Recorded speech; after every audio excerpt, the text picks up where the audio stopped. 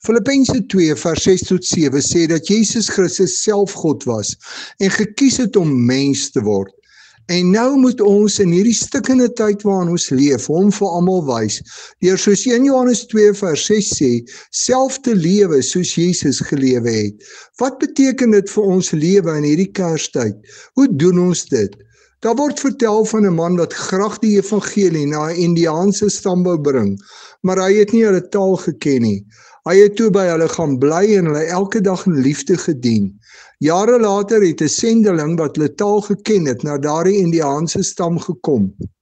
Toe hy hulle van Jesus vertel, sê hulle vir hom dat Jesus daar by hulle gebly het. Hulle kan sy graf vir hom wys.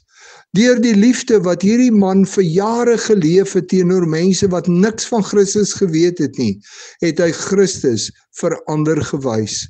'n Vliegtuig is meeste van die tyd nie 100% op koers nie, maar kom gewoonlik by sy bestemming uit. As ek elke oggend weet, God vra van my om Christus vir ander te wys, mag ek dalk ook die meeste van die tyd nie heeltemal dit doen nie. Maar hoe meer die Heilige Gees in my leef, hoe meer sal Christus in my lewe gesien word. Galasiërs 5 vers 22 tot 23 sê die Heilige Gees bring liefde, vreugde, vrede, geduld, vriendelikheid, goedhartigheid, getrouheid, nederigheid en selfbeheersing in ons lewe. En dis die kenmerke van Christus.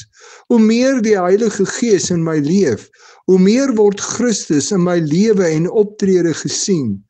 Kan die Heilige Gees elke dag in jou werk, sodat jy al meer vir Christus vir almal kan wys?